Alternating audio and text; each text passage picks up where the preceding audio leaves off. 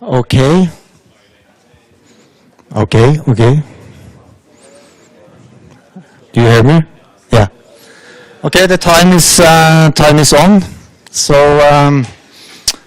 I welcome you all to this mini session with Paul Laursen. Øyvind is going to present Paul more. But what we are planning to do is have two sessions. One about high-intensity training and one about AI.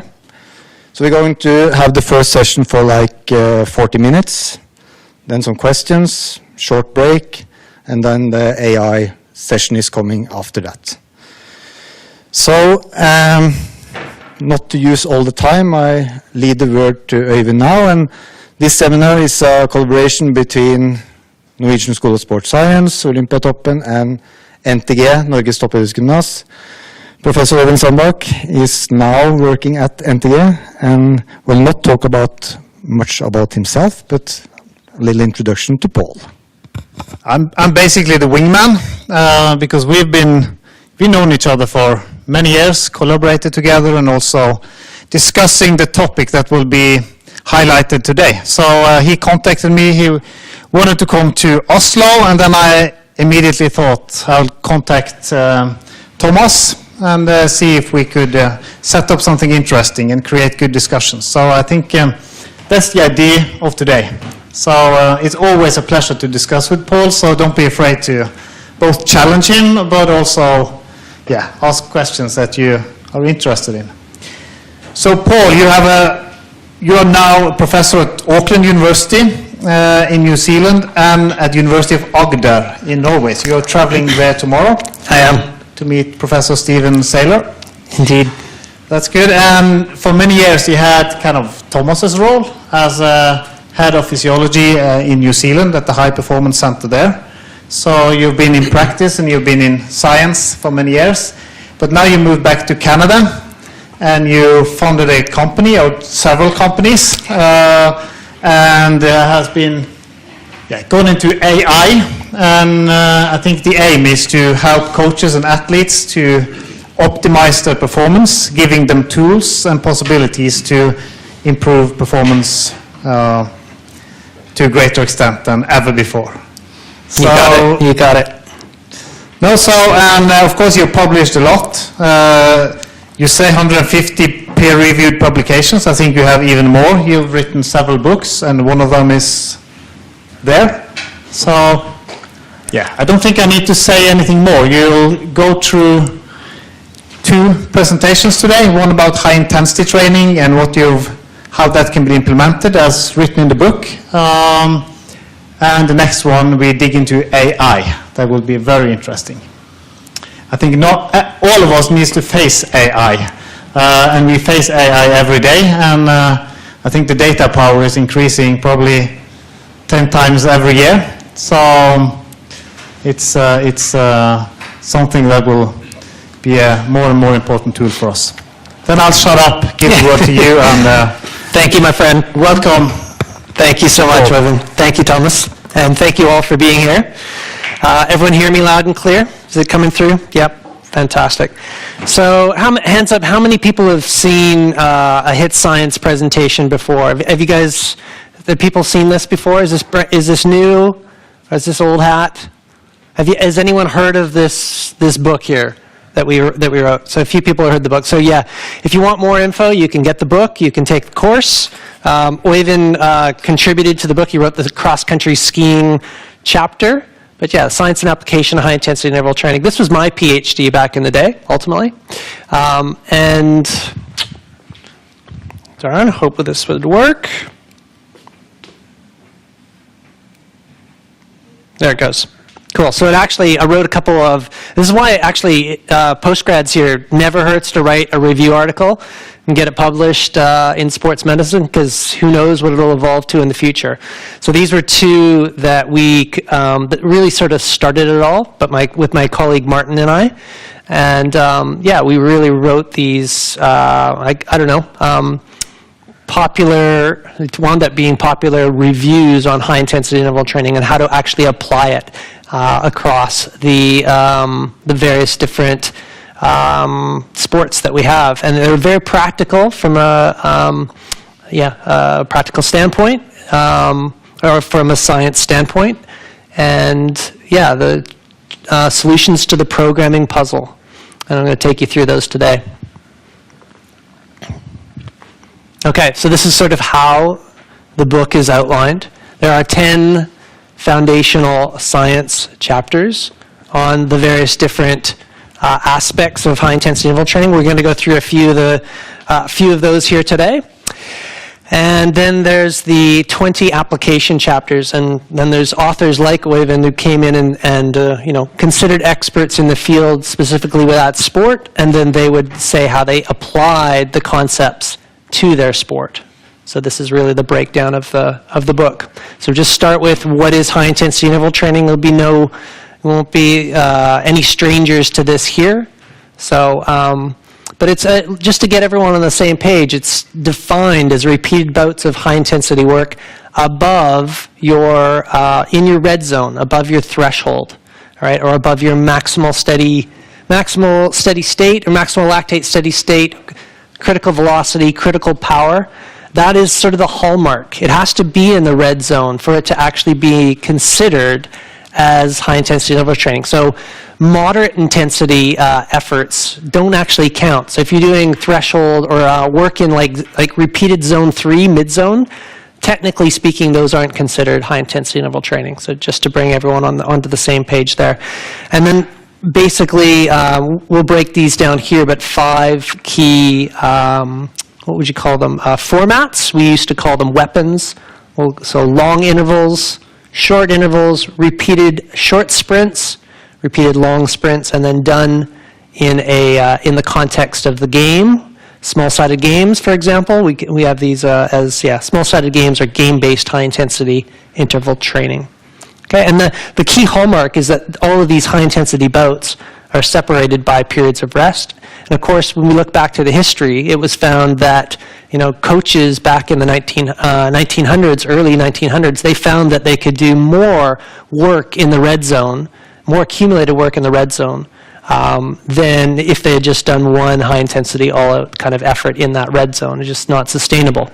And this, of course, is a fundamental, aspect, and it's one of the reasons why we move forward. So I'm just looking. Yeah. So going over to programming it. Remember that HIIT is just one piece of the programming puzzle. You guys will be familiar with that here. We can't lose sight of all the other aspects that are involved with athlete preparation.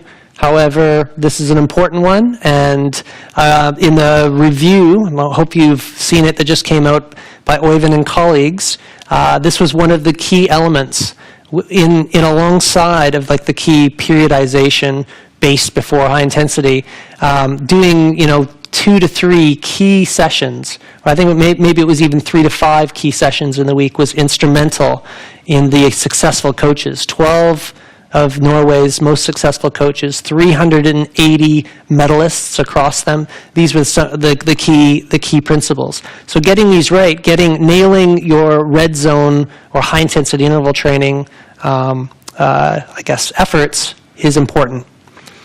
We always say that there's should always be the context before the content. So you can have something on paper, but if it doesn't fit the context of the puzzle piece, it's useless. So it's great to have a plan first, but you always need to kind of mix and modify it in accordance with whatever's sort of in front of you. All right, so think of your sports demands, the athlete profile, who are we talking about, their psychological state, what sort of long-term adaptations are you looking for in that session, the events of the day, what's gone before it, or whatever, and then the periodization of that, where you're placing that. All that needs to be considered before you form the content to enable the correct neuromuscular load, anaerobic load, aerobic load of the session, which I'll show you here today. So context, here's like what is the actual sport that we're trying to program for. And this was from, I believe, Farber in 2010, I believe. in Med-Sci, and they looked at this this graph here of all the various different sports. Our authors of HIIT Science actually modified this so that we have on the y-axis the amount of speed or strength that's involved in that specific sport. We have the amount of endurance, and then they placed their sport on that continuum. So have a look at the sport that's of interest to you, see where that applies. That's probably the area that you'll want to reach into with respect to the quality sessions in your programming puzzle. So keep in mind always context before content. Keep always in mind also that physicality isn't always the most important thing. Watch this play. How much physicalness is actually involved in this play where Messi scores, right? Not a whole lot of physicality. All right, so we always have to kind of keep that in mind. If we actually go over the sport of football, this might not be the most important thing. So if you're a practitioner and you're speaking to a coach, you have to be careful about whatever it is that you're bringing to the table in the sport. It might not be the most important thing, and keep that always in mind with the coach. So listen to them first, and learn from them in terms of what's important for their sport. Right. So, for example, in the sport of football, being fitter and faster cannot guarantee success. Of course, not being fit or fast enough can be a problem. But keep in mind, in a team sport like football, it's skills, it's player interactions, it's game insights and decision-making that are the key pieces of the puzzle that are important for them. Physical capacities, they're needed to cope with the demands of the match, to execute certain tactical roles, and then also to fit within the game model of that coach.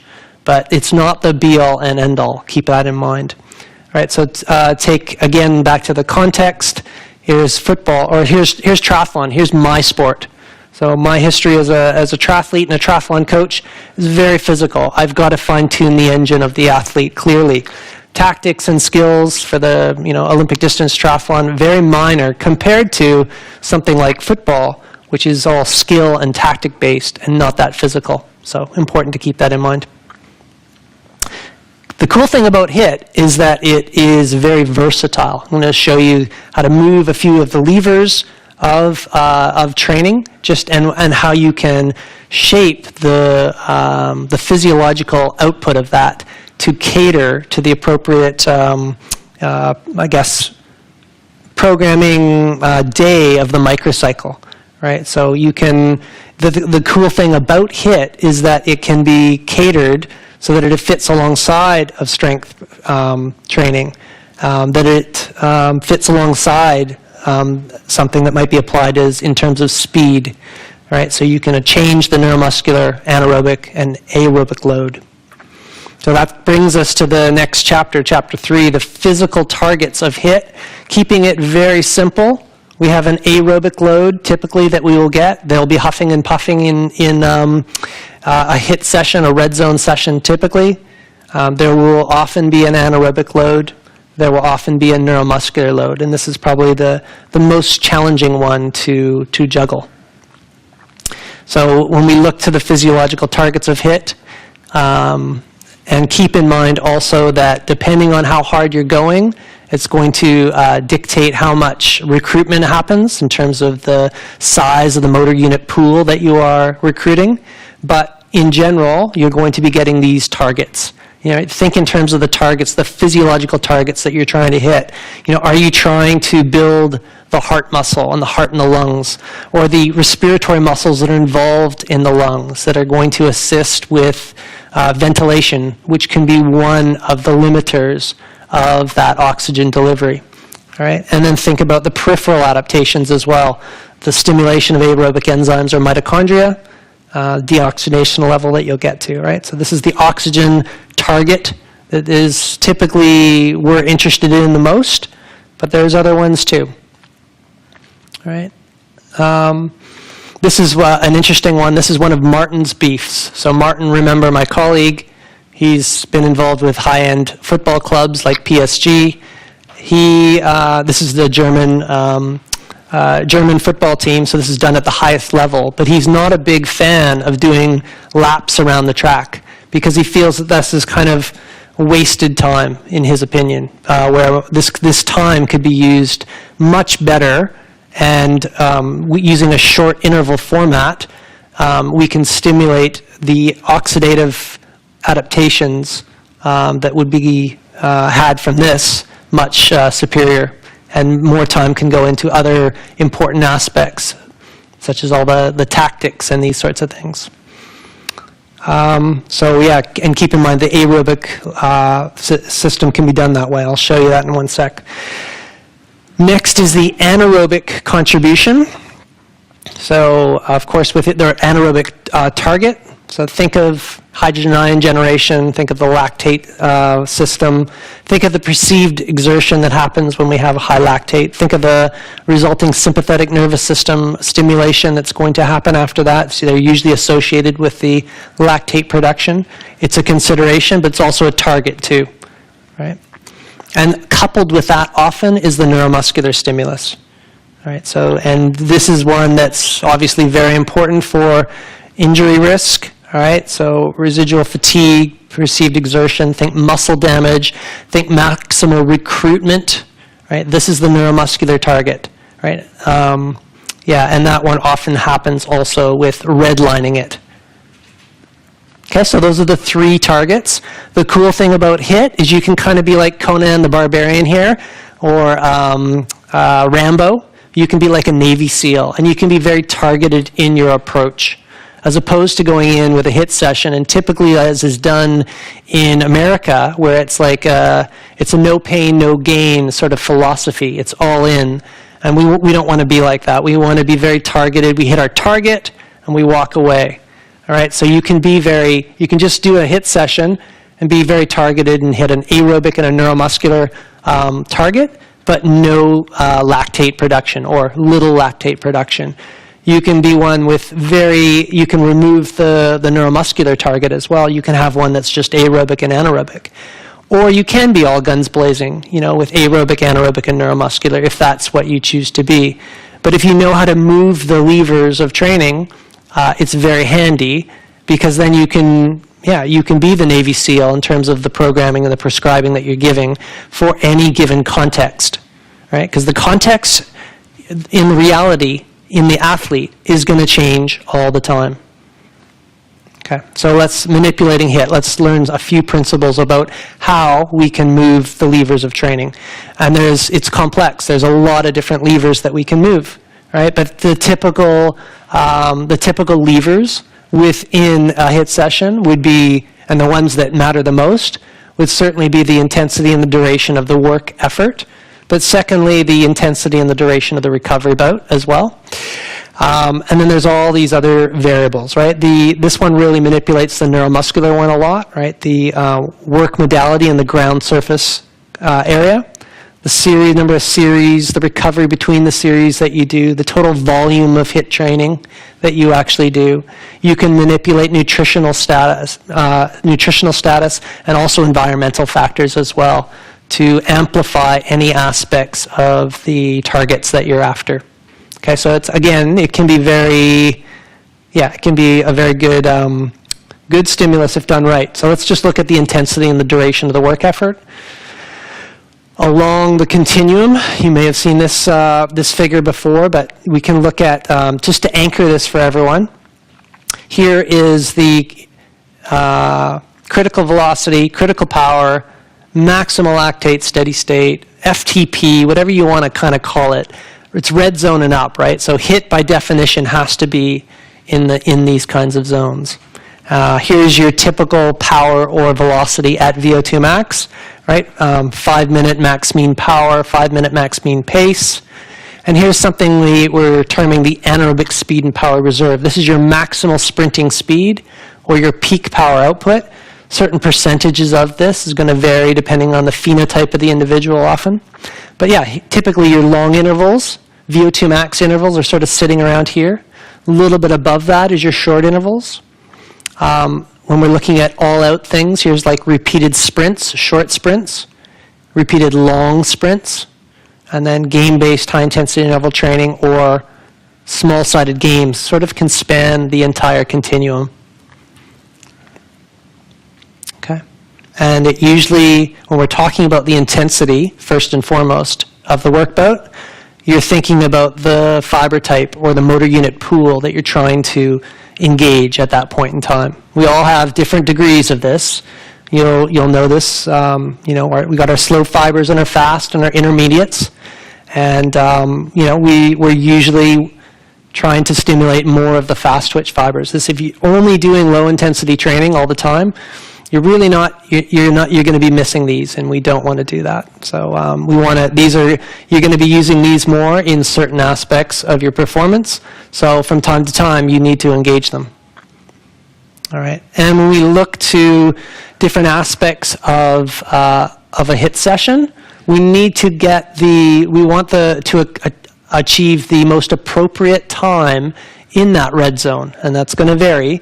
But for various different, I guess we need to kind of realize that the higher the exercise intensity, the more that's going to sort of deplete our battery. This is the W prime, the so-called W prime battery. There's like, how much time in the red zone you actually might have. Remember, it's limited. And then the time between those bouts, if that's shortened, that's also going to affect probably the quality or the number of minutes that you can have in your red zone. So just, keep in mind both the intensity and the recovery between are big influencers of that time in the red zone that you're going to achieve in any given athlete. All right, the next important aspect of the intensity, of the HIIT session is the intensity and the duration of the recovery bout. So this is also very important in terms of achieving the stimulus that you're after. And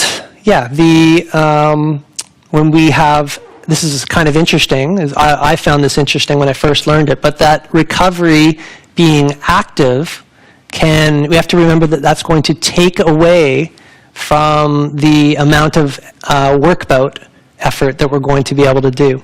When our recovery is active, it's kind of sucking ATP away, and or at least at a certain level. So it's something to be kind of mindful of. Often we think that the recovery should be active. We learned in the past that we needed that to flush out the blood lactic acid, the nauseous blood lactic acid. Of course, that is false. So I'll show you some data in one sec. But or also have to be mindful that if the recovery is sort of also, what is that one? Too short, ultimately, if the recovery duration is too short, that also can be potentially depleting the battery. So it needs to be long enough, and it needs to be possibly passive to optimize for the work bout. When you're a coach or a practitioner, you really want to think about how well can I do at the work bout effort, because that typically maximizes the adaptation.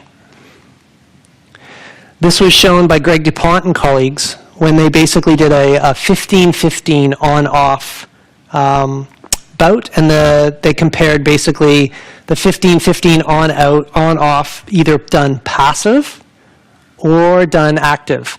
And when the active one was done at 40%, only 40% of VO2 max, it was half the duration total than when it was done passive.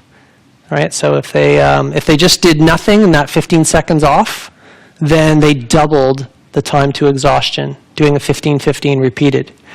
Right? And that's not always appreciated across the various different practitioners. So pretty cool. So huge opportunity. You want maximal recruitment in your work bouts, which we typically do, then promote passive recoveries. All right, and again, Steven Seilers was one of the first to sort of show this, that almost in runners, it was like 2 minutes of walking was like the best recovery duration, recovery protocol in runners. Also, longer recovery durations also benefits. In the team sport context, that could potentially change, because in the team sport context, you as a practitioner, a strength and conditioner, you might only have your athletes to condition them for 20 minutes. So what are you going to do in 20 minutes? You probably want an aerobic stimulus in that. Then you may actually want to use active recovery in that sort of context because you want the maximal aerobic stimulus. So again, recognize the effect that that recovery bout between is going to have on your programming. Yeah. Any questions there at this point? Been very transmitting. Okay. So 5 key HIIT formats. And they are there. We went over these before. Long intervals, short sprints, long sprints, game-based interval training, or small-sided games. Those are typically the ones. Of course, you can do everything else in between on those. But yeah, let's go over those. And we'll start just with the long interval, the typical VO2 max interval. These are going to be sitting around 2 to 5 minutes in your red zone, sitting at right around the velocity or power that you would get to at the end of an incremental exercise test for 2 to 5 minutes, and then typically 1 to 4 minutes of recovery, typically passive, but it could be active as well in various conditions. And the targets that you'll hit, typically, of course, the aerobic one. We know that athletes are breathing very hard, but also lactic and sometimes neuromuscular as well. So throughout the HIIT science framework, we always apply a target. It's like, okay, what are we actually trying to target from a physiological standpoint? So we think the human being first, the animal first. What are we trying to actually adapt, right? Because we know that signals cause for the kickback of the adaptation that we're trying to induce.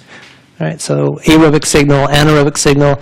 If you wanted to go low on the neuromuscular, any ideas what you would use to induce a low neuromuscular load on your athlete? Any ideas? What did I say were the neuromuscular effects? What were we talking about? Imagine getting muscle damage. How would you get muscle damage? Any ideas? What would cause you to be muscle damaged? Running downhill, fantastic, yes.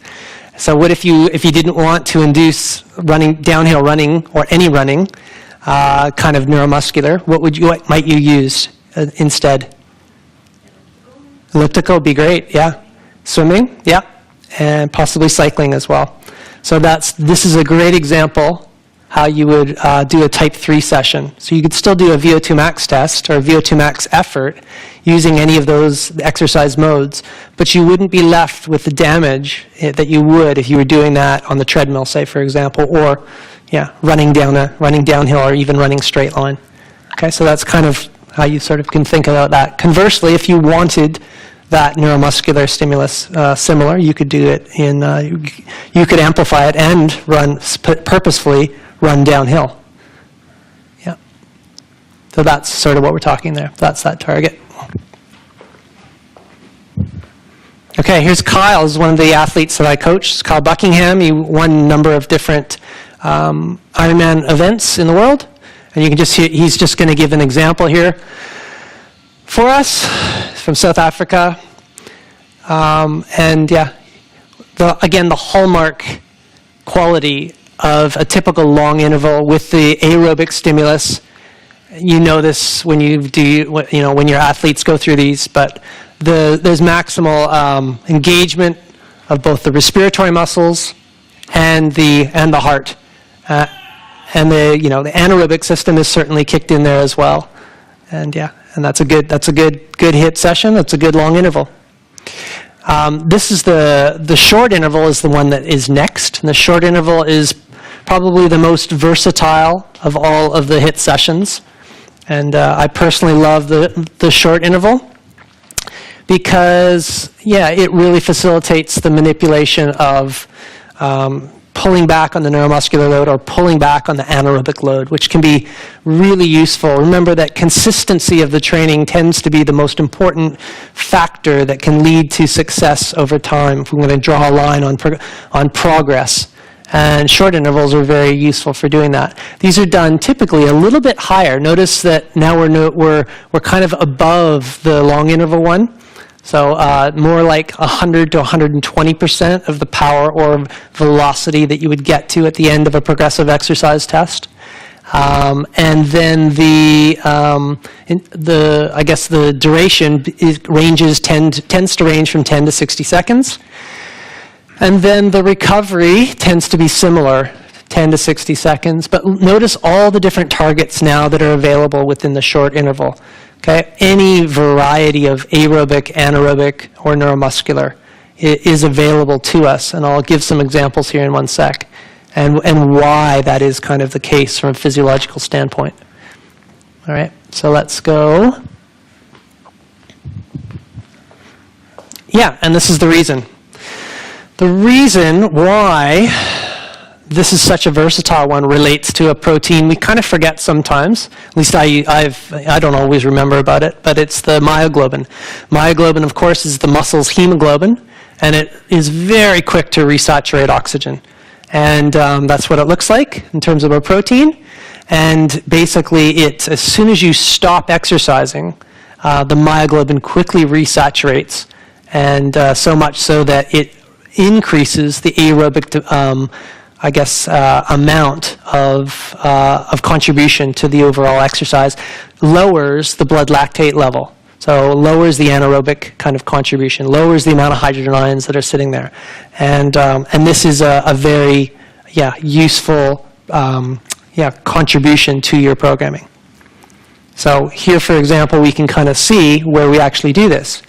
So in both notice here that these 10-10s, 20-20s, they tend to sit only at 4 millimoles of lactate.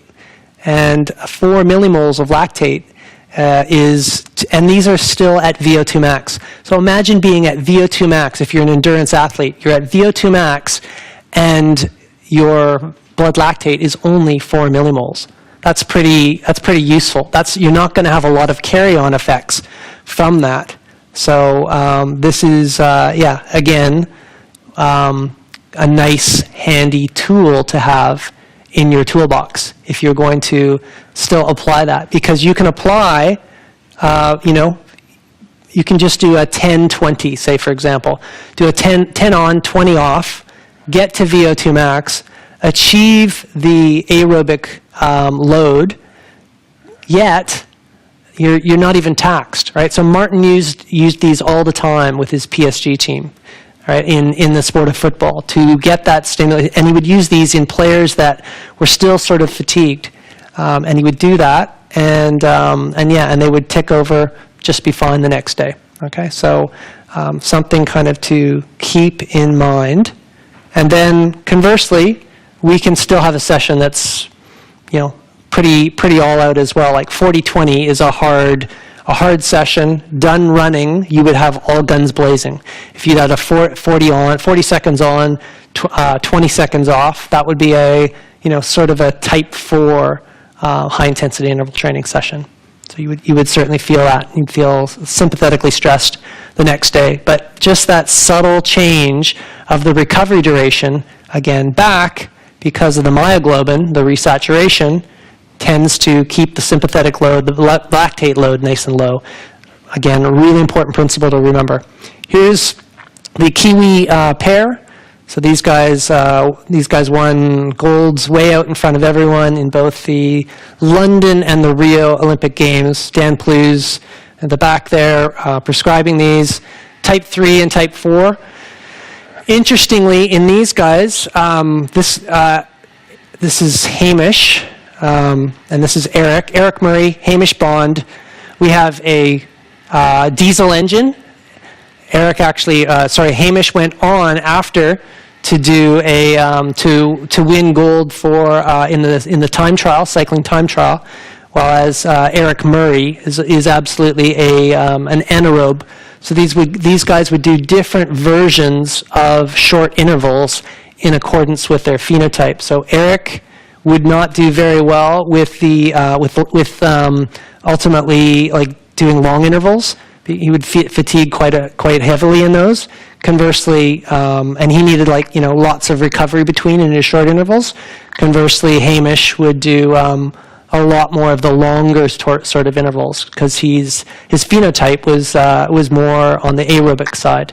So keep that in mind for the different athletes, different animals that kind of come across your plate as a practitioner as well. Okay, next, these ones, we're moving kind of away from the application in a lot of the endurance sports and more towards the application in the team sports for the next three. But this is repeated sprints or repeated short sprints. And these typically 3 to 10 seconds all out. The calibration is super easy. Your instruction to your athlete, go all out. And the recovery, fairly long, 15 to 60 seconds. And you can be all guns blazing, all the different physiological targets, or this one can actually be low on the aerobic side, but more neuromuscular and anaerobic, of course, because it's all out. All right, so here's an example from the sport of rugby league in Australia, and this is how you would apply it. Notice the calibration in accordance with the strength of the athlete. Right? Notice how some are going to run all out for a little bit longer here, and but yeah, here's just an example of it being applied in the field. And again, yeah.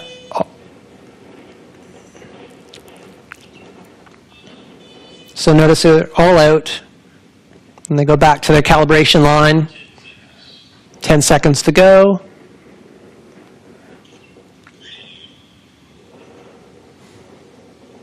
Yeah, and John Pryor for this video, acknowledged. Thank you. There you go. So you can apply that across many different sports, but it's, yeah, a good one. Moving to the next, all out. Calibration, very simple, but these are I guess, sprint interval training or repeated long sprints. And the repeated long sprints, these are more like repeated Wingate tests from the exercise science standpoint. These are the ones that are typically done in the exercise science literature, classic Martin Gabala type of work. 20 to 30 seconds all out, very, very lactic, very neuromuscular and lactic. All right, and in the practical standpoint, this would be like a hockey shift, right? So if you're any hockey followers, so typical Canadian here, this is, I believe this is the Swiss team or a Swiss junior team, but it's like, just going all out for 30 seconds or thereabouts. Using the Moxie to actually look at the desaturation. Yeah, but that might be nice and sports specific, say, for example.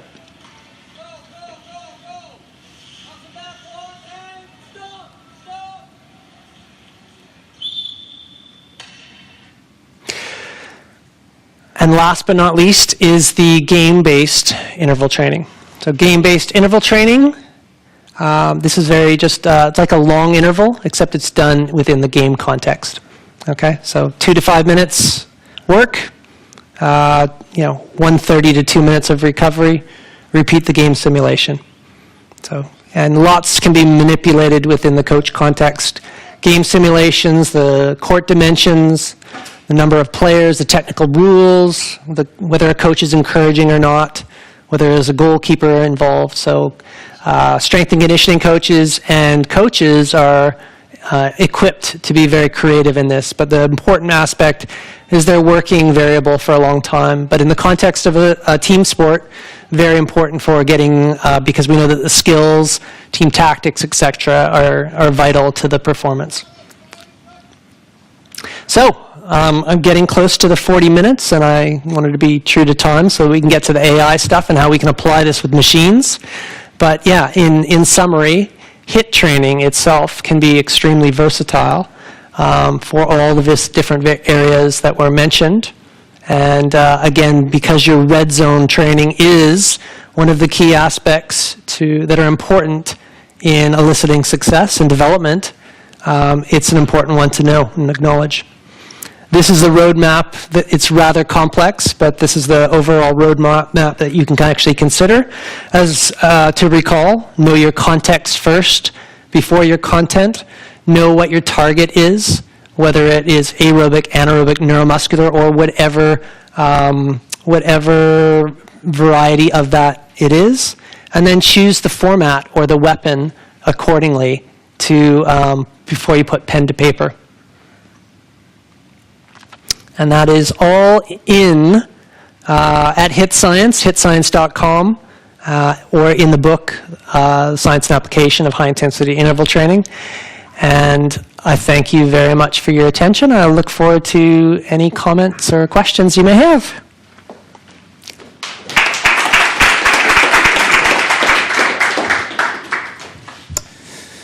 Comments, questions?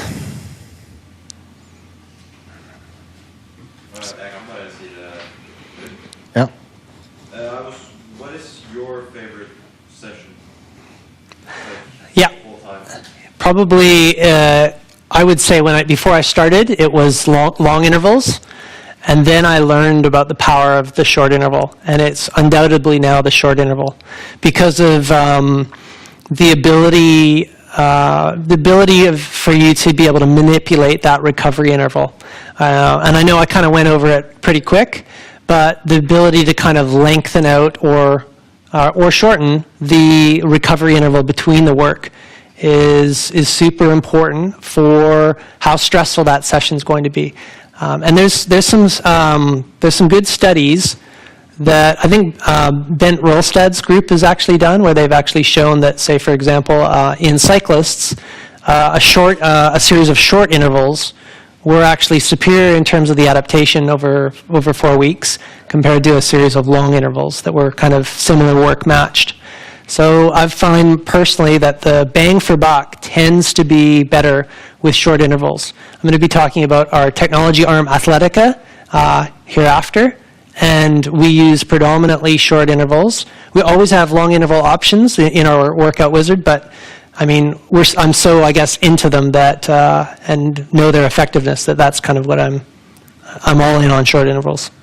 No matter the sport? No, yeah, very good. So you've just identified context, right? So no, I would say, and also phenotype too, right? So phenotype, remember I showed you Eric and Hamish. So do you know them? Yeah. Yeah. So Hamish, long intervals, right? So he's got so many mitochondria, you know, and but Eric is kind of short. I guess broadly, if I had to go one, that's the least risky is the short interval. And I think the majority of us, I put my hand up, I'm a hybrid. I know I've got a mix of both. And I think the majority of humans have a mix. But I guess the ideal answer is what's called the anaerobic speed and power reserve. We teach that as well in HIIT Science with Peter Wan. But it's like if you actually know the phenotype you're talking about, then you really have the answer. Because then you do a power profile or a pace profile, and now you know what that athlete is going to be more conducive with or more happy with ultimately, and will adapt better. And then you can kind of apply your question better. So then, I really should have started with it depends. Other questions? Ingrid, you can have the mic so everyone on internet can hear you. Okay.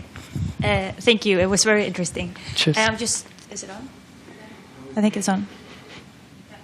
I think for the short interval sessions you mentioned, if you're doing them on a machine like a bicycle or an assault bike, and you do a short interval with a passive brake, you kind of need some time because of the inertia in the machine to get going. Mm-hmm. So then I imagine like a 3-second all out and a passive brake, and then a 3-second all out. You won't get the same effect. So I don't know if it depends on the modality. Yeah, for sure. And I'm not totally familiar with the assault bike, but it sounds, like you've kind of described it. So it's got a flywheel on it that's grabbing your legs, and you're sort of still moving thereafter, I guess. Yeah. Plus, it takes a while to kind of pick up first. Yeah. So in that context, you'd have to,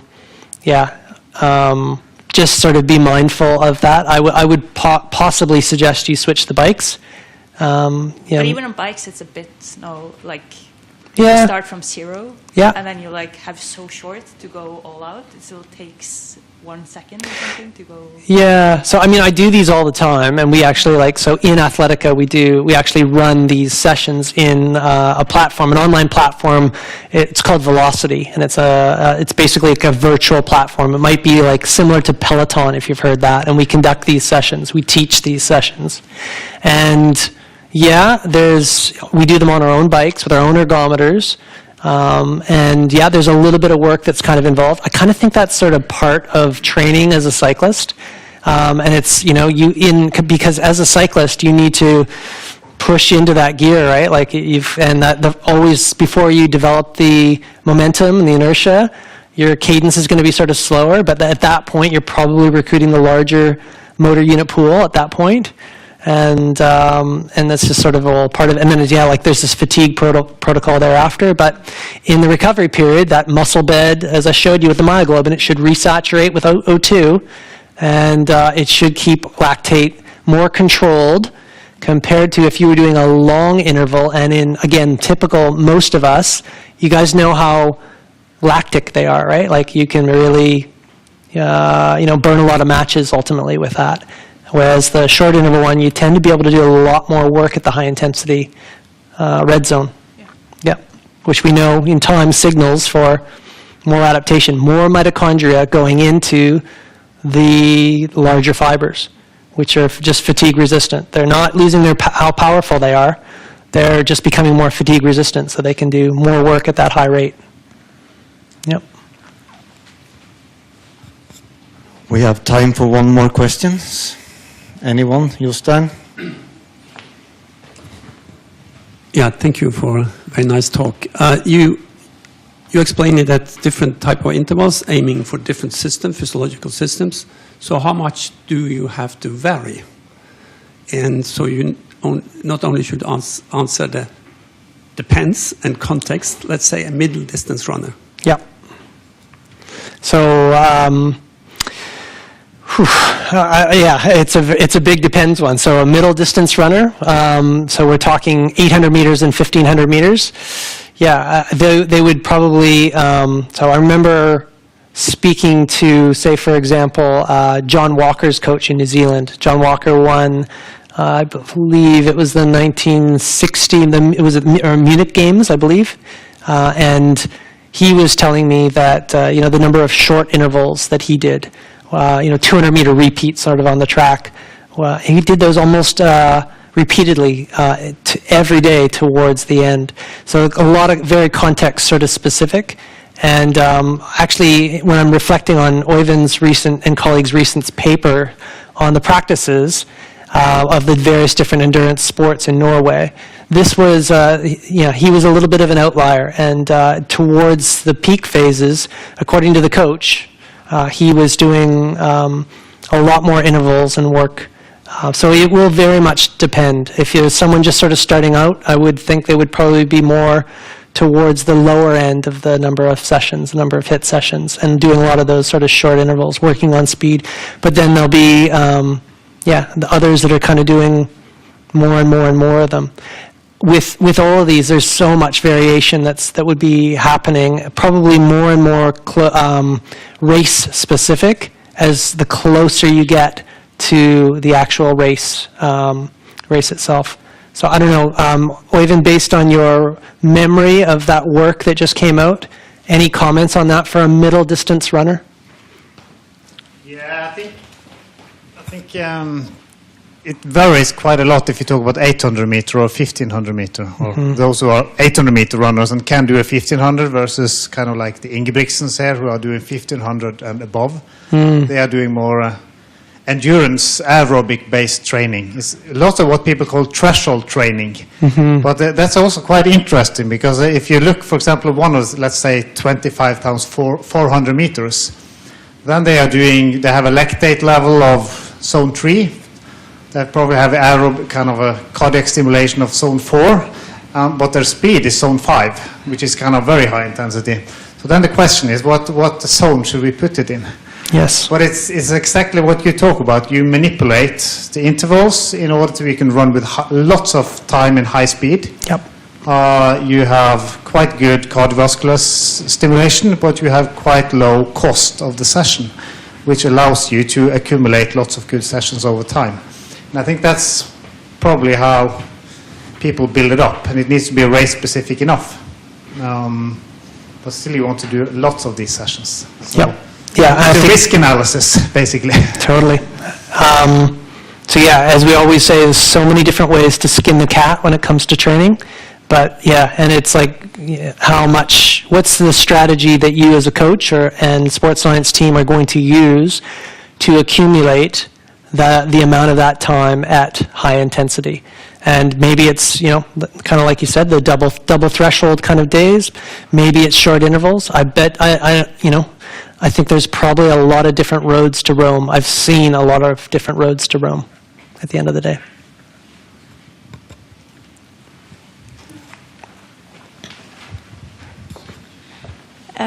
Øyvind was he went into it a little bit, but in terms of intensity zones, there are so many different definitions of what intensity zone 2, 3, 4 is, or etc. And you mentioned the red zone.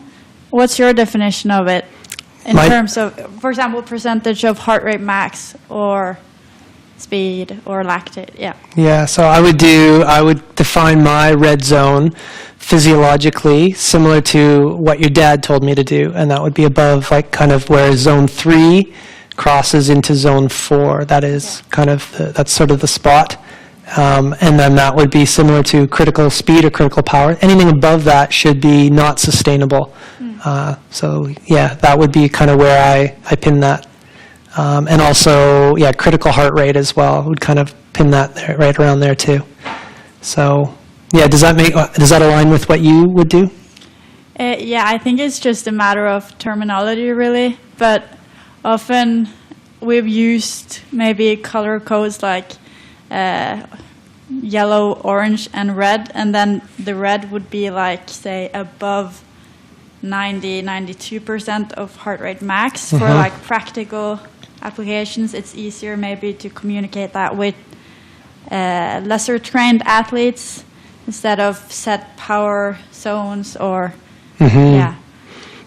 But I think it's the same as you described.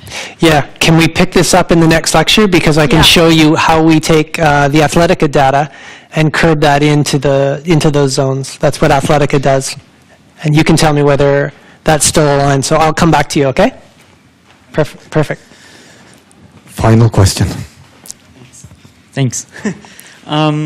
What are your recommendations to control intensity over all these types of sessions? Yeah, again, the same principle with the myoglobin, and any sort of way.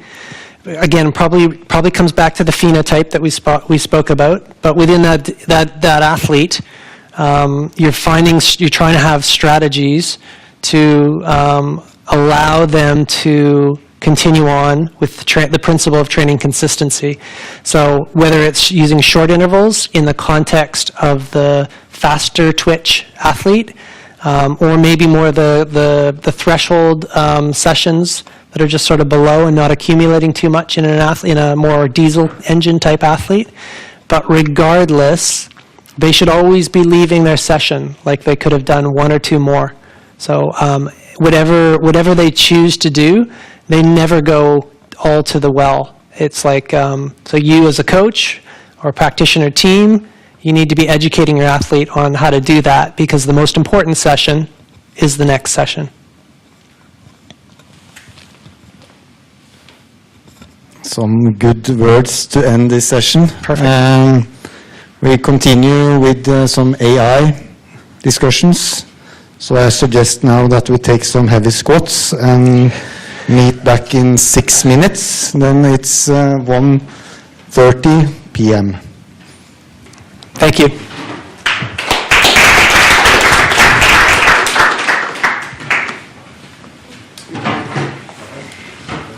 Thanks, guys. Very good. Yeah. Good discussions in the end there. Yeah, no, it was really good questions. Yeah, which I really like, because I hate the transmission part. So yeah, but I think it's really interesting. thanks. Maybe you can use it. Done. Yeah, thanks. Remember to get it on. Yeah, I will. You'll remind me. Hey. Really interesting with the team sports. Okay, good. I thought you would like that. There's some difficulties that I believe, and you've seen them yourself. Yeah. If you have small-sided games, like 5 versus 5. Yeah. What do you do? Yeah, what do you do? Yeah. That's fine. You set it up and you play a game, and you set the time and everything. And then you have 3-4 players that are really blazing everything and doing everything you can. Yeah. And there's a couple of players that are not doing that. Totally. Totally. Yeah. How do you go about making sure those players get the same training load as the rest? Yeah, you have to pull out the athletes that are talented or that can really sprint or really well conditioned, and you probably have to condition them a little bit more. So they might have you might have seen that video. There's someone doing sprints or something on the side. So it's like you have to kind of put people into their buckets or their groups kind of thing a little bit. Wouldn't that feel like punishment? It just depends on the culture that you've grown. Yeah. And it depends whether they need it or not. Like if they don't need it, but it's like you're sort of trying to train a little bit individual. It's always kind of the challenge, but the more you can kind of get them to consider that we need that for the team, then you need to pull people out, pull people in, move, coach, move things around accordingly. You guys are over here. Yeah. Oh yeah. The players that's really loyal, and always do what they can the best. Yeah. Every session is like totally.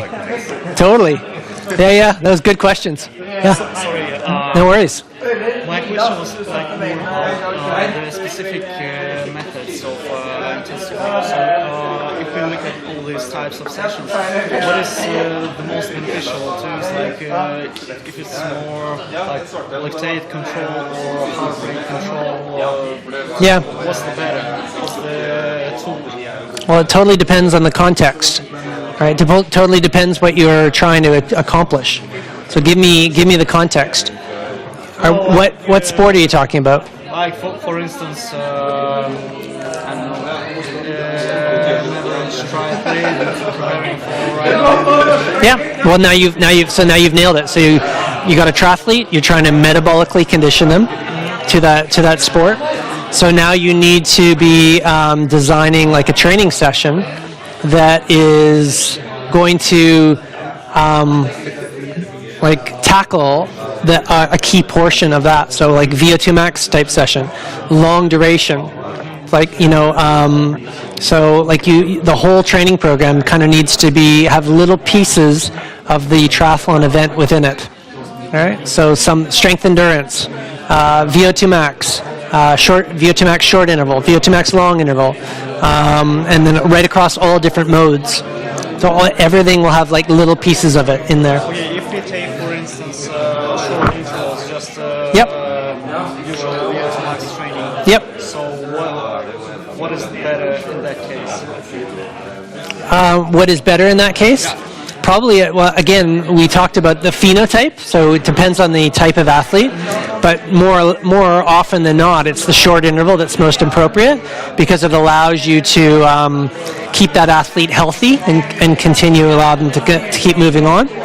But it will depend on the athlete all the time, right? And it depends on your coach flavor. Are you a coach yourself? I'm Lauren, I'm a student. Yeah, good.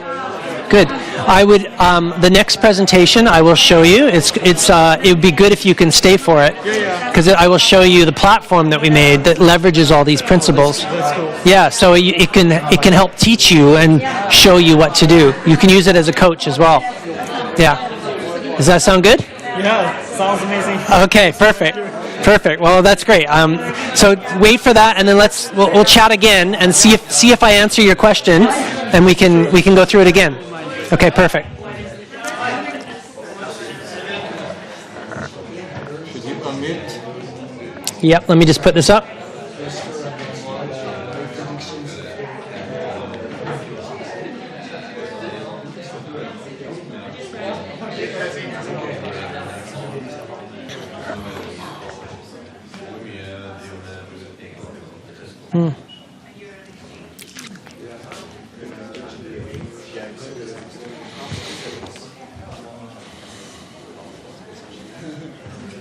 I think that we are ready to start again with the next topic, artificial intelligence. So please, Paul, we use the same setup, having your presenting, and then if there's any questions during the session, that could be one option, or after the session. Yeah, whatever you would like. So yeah, if there is a question that you have during this presentation, can you just put your hand up? So it's a little bit less transmission like the last one, and it's a little bit more back and forth. As we had we had a really good group at Olympic with Thomas was leading, and we had a really good kind of discussion about this whole area of artificial intelligence and how it can be applied to these concepts. We saw. There was a lot of questions in the HIIT Science presentation, right? And there's a lot of uncertainty, and there's a lot of context in there. And AI really holds the opportunity to tease out more of this context and provide the answer for those questions in all the different contexts. So let's see what you think. We'll also, the title here is Introducing Sports Science 3.0, Integrating Technology and AI with Foundational Knowledge. So first and foremost, we have to have the foundational knowledge, like HIIT Science, and then once we do, that helps us decide whether some of the AI that we're applying to this and leveraging sort of sensors, Sports Science 2.0, is appropriate in the age now of Sports Science 3.0. Okay, I'll kind of explain that again in a sec, in case you missed it.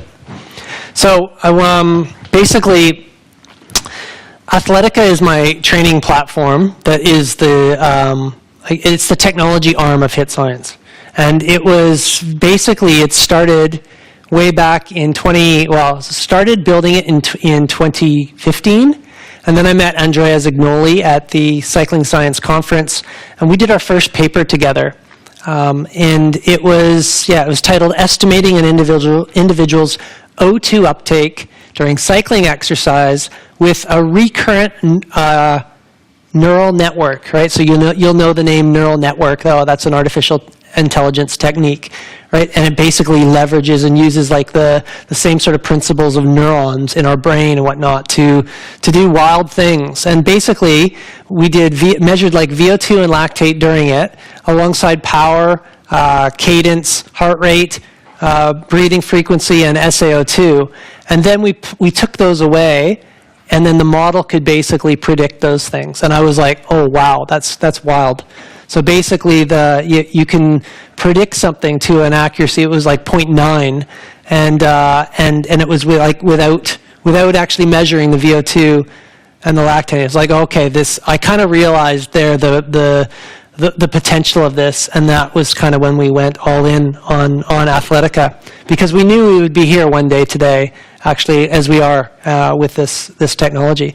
So everything that we build within Athletica, you might know this from other platforms that are out there. They say they use AI, and you have no idea really how they kind of go about things. With our AI with Athletica, everything is open book. Everything is transparent. We'll tell you exactly how we do it. We are built on the shoulders of giants. It's all exercise physiology models that you learn here in school. Okay? So yeah, we say we're built on the shoulders of giants. And that's our forefathers, right? So A.V. Hill, Kostal, all these various different amazing exercise physiologists that have come before us. So from the business standpoint, you will probably be aware, in Sports Science 2.0, all these wearables kind of came to the market from ultimately, 2005 to present day. There's all these wearables, and it's data overload. And for the end user, it's a lot of lack of insight. They don't really know what it means. A lot of uncertainty. And for the coaches in the room will know that there's a big problem with data management. My brain is overloaded, and how can I actually scalable and actually coach anyone more than a few athletes and do a really good job? So this is kind of why Athletica was sort of formed in the beginning. I'll just say it again, Sports Science 1.0 was kind of the material that Oyvind and I kind of all learned, right? We didn't have all the tech here when we were kind of growing up, and others, and it was just learning the foundational principles. 2.0 was the proliferation of all the sensors that were coming, and this is the era that we're now in right now. And if anyone is using ChatGPT, you will know just how incredible this machine is and these language models, and how we've already reached a super intelligence kind of level. This is the era that we're in, and you kind of have to embrace it on some level, because this is around us, and if we don't leverage the tools, we kind of become a little bit redundant. Okay, so that's what we're in. 3.0 takes the foundational principles, leverages the wearables, and kind of makes sense of it all. Okay, so now the opportunity is to lower cognitive load, lots of data storage, incredible processing, incredible computing. I'm going to show you some examples. It extracts what's actually important, and it separates the wheat from the chaff, which is an English kind of saying. It brings out what's important. So incredible at synthesizing. Take diverse data streams. We spoke about this in the last meeting, and unprecedented memory to look at like historic sort of situations. And leveraging that. So how does Athletica work? Where did we sort of start? So there's 3 key technologies. The first is parser. So all of the wearables, you'll know the variety of different wearables that are out there. There's a lot. And think about it. Whoop, Oura Ring, power meters, heart rate monitors, GPS sensors, all these various different things. That data coming in needs to be parsed. It needs to be stripped, taken into something that is understandable by the brain of Athletica, which is our back end, before coming out into a platform that would be, probably many in the room here would be familiar with, something like Training Peaks, a training calendar. Because at the end of the day, we need to provide insight for the user in terms of like, what is the best training session to do right now based on everything else. Okay, and then with this back-end AI, we can actually leverage, or we can provide the information to anything that wants to attach to it. We have, of course, the training calendar on your computer. We also now have a mobile app, and that's a real simple one. And this one is the simplest one in terms of for athletes, just to tell them what to do right there and then. And then we also can latch onto other programs as well that want to. It's called an API, and they can also leverage onto our back end. So that is kind of what we've created over the last 10 years. Any questions to this point? Yeah. Did you create the AI yourself, or is it like ChatGPT? Yeah, great question. Yeah, great. No, we created the AI ourselves, but we leverage large language models. So yeah, because as you'll know, ChatGPT can't do too much with your wearable sensor, right? It just doesn't sort of work that way. So yeah, we do our own backend, our own AI. That being said, I will show you how we leverage large language models. That is the most exciting stuff that is happening right now, because this is where we actually help coaches and athletes with the day-to-day ongoings.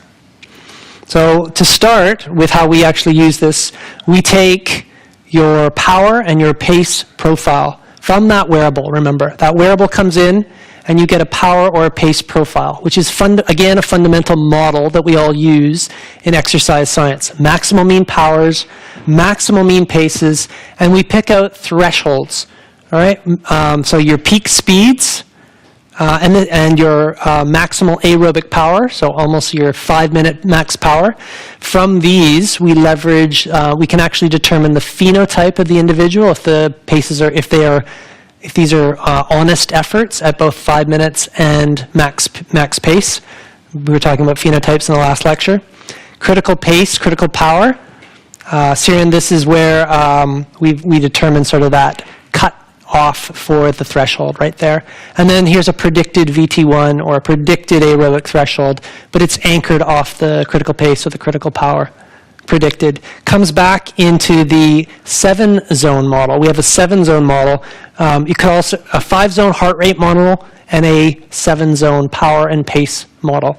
All right, there's your low intensity training, moderate intensity training, zone 3, and your high intensity training above there. Okay?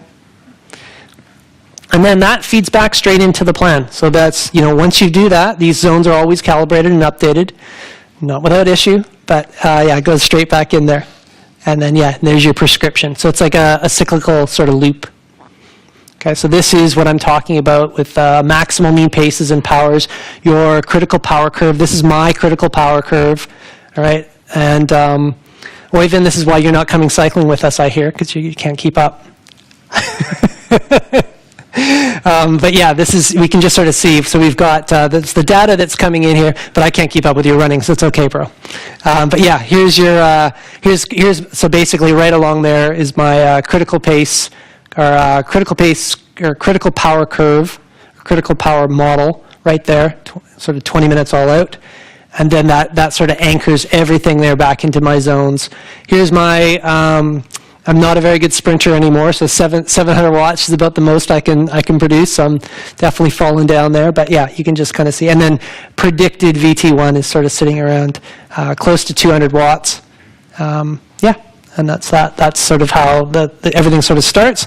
And then that moves straight over into my zone models, to answer your question there, Sarah. So this is how it kind of moves from the power pace inputs into the zone predictions. Now, this is actually a really good point to pause for a moment and discuss the concept of GIGO in AI. And does anyone know what the word GIGO means in the concept of AI outside of the group that we've already spoken to at Olympic?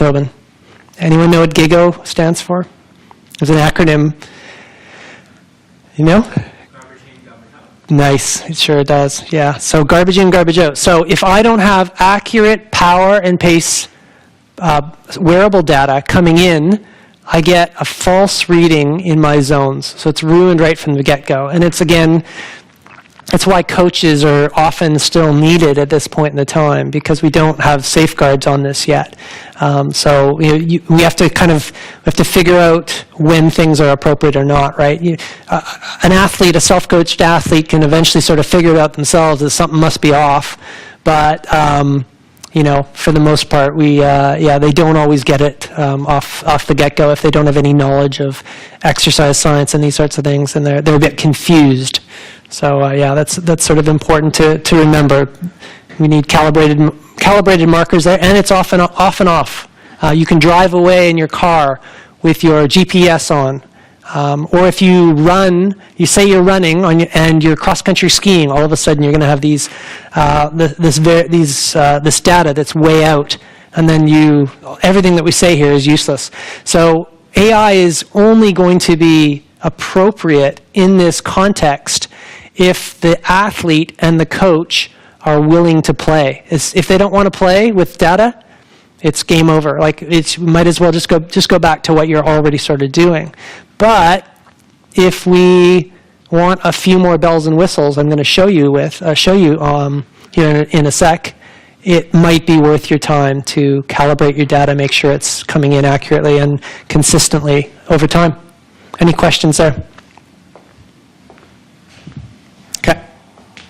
So the next model that we use, remember we're all model-based, exercise science-based. This is Bannister's TRIMP model. Bannister was from the university I first went to in Burnaby, near Vancouver, and I worked with an Olympian there named Leah Pells, and he came up with this general fitness fatigue model that we often use today, not without limitations, but nevertheless, it's called the TRIMP model, Training Impulse. And we use that as a backbone of in Athletica. Not without its limitations, but we can see the blue line is the gain of fitness over time, and these are just arbitrary units of fitness that are gaining. So you're stressing the person, they're recovering, and they're fatigued, and they recover, get fitter and fitter and fitter. And again, these can be based on speed, speed relative to your critical pace, power relative to your critical power, heart rate relative to your critical heart rate. It's versatile from that perspective. So that is kind of within there. Now, in terms of how Athletica works, you onboard to Athletica. I encourage anyone to give it a try. It's a 2-week free trial, so just go check it out if you even find it interesting. I think it will be useful to use from an exercise teaching standpoint soon, because it's all based on the models. Oyvind actually gave me that idea. I hope we actually do that one day. Yeah, these are all microcycles that are in there. And these are, each of these microcycles is kind of within this whole plan for the athlete. The cool thing about Athletica is that it changes in accordance with what you do or with what you don't do. So all of a sudden you go out for a ride and you find some people on your ride and you wind up going 2 hours longer than typical. Well, that might, on a pen and paper kind of plan, that really wouldn't be accounted for. But if you're recording data, no problem. You've got a larger training load. Conversely, if you miss a training session on pen and paper, that's not going to be picked up. But on Athletica, when you miss that, just changes over to the next day, and everything updates, and you still have like the optimal session the next day. So, questions there on that point? Siren? How is fatigue calculated or monitored into the Athletica?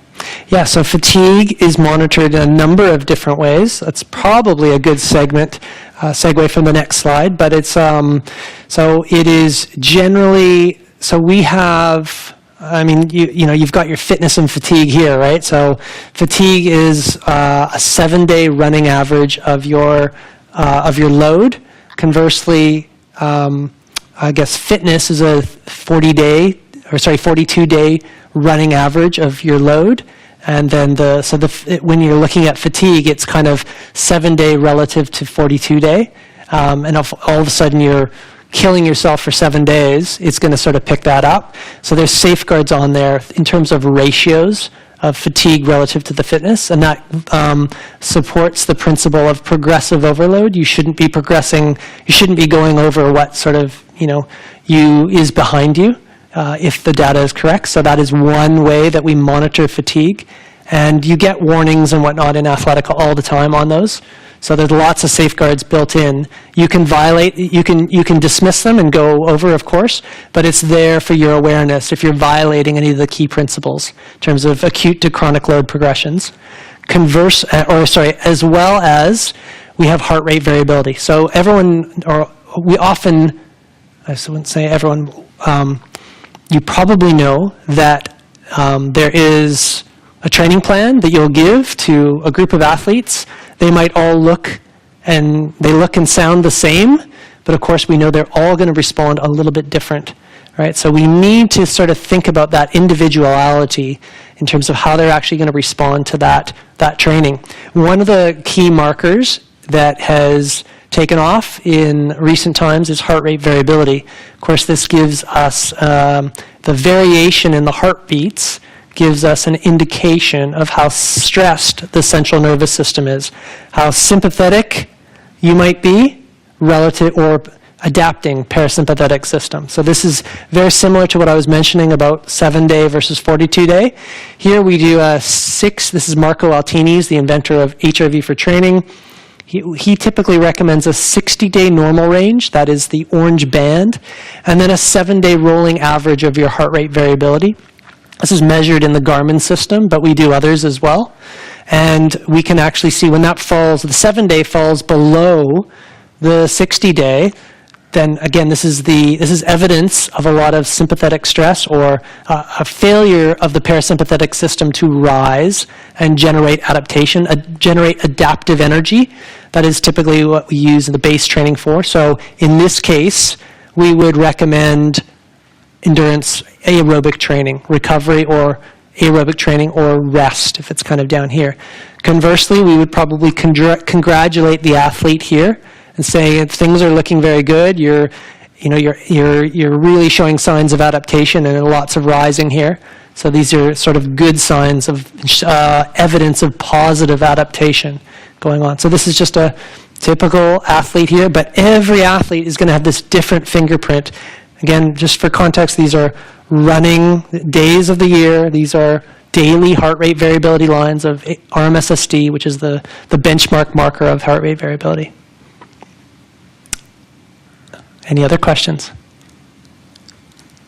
Okay, so that's in the backbone of the paper that's up there. This is what it's built on. So Dan Plews is my PhD student with Martin, and there's a foundational paper that's in there. It's also getting a lot of citations.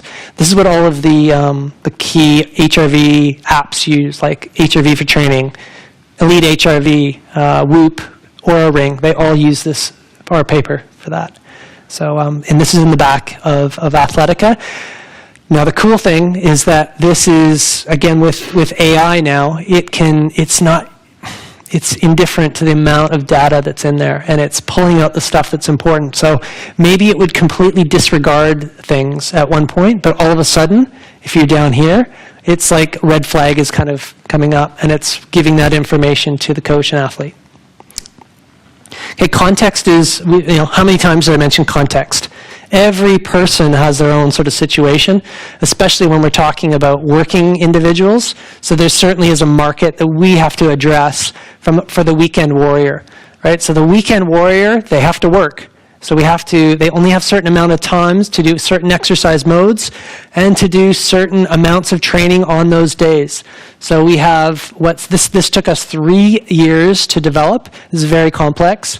You coaches in the room will know how frustrating and hard it is to actually program optimally within the context of busy people's work.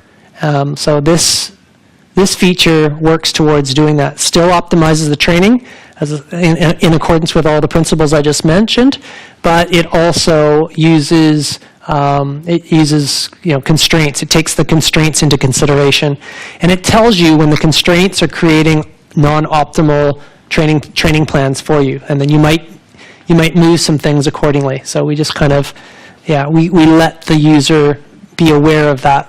So this will kind of move in accordance with that. We're still working on this feature. If I'm very honest, this is like live work that's kind of happening right now. Okay, and then back to this is what it looks like at the end of the day. This is my training plan. So this is I'm not running anymore, and I'm mostly swimming and cycling. So this is what winds up coming out for that plan, but it works for me. And this is what happened. You can see all the fitness, fatigue, and form that kind of happens during down there. And you'll notice there's also a new feature that's in here called the Workout Wizard. And the Workout Wizard is another tool that we use for changes in context. So all of a sudden, if I want to go to Workout Wizard, and I would click on that button, that purple button, and I would go here to all the different types of training sessions that I could have. And you'll notice because doing something is often better than doing nothing. I can move that session, delete that session, no problem. But I also might want to do something a little bit different. So, say for example, remember I talked about the short intervals, the long intervals. We went through this. I can, currently it's selected as the classic 30-30 session, which I prefer. Had that question at the break. But then if I wanted to switch that over to a long interval, I might be more of a diesel engine kind of person, I can do that. Or I can even add even more rest interval and make it even more less lactate by doing 10-20s. Right? So those options are all in there. And this is where the HIIT Science principles come embedded within Athletica.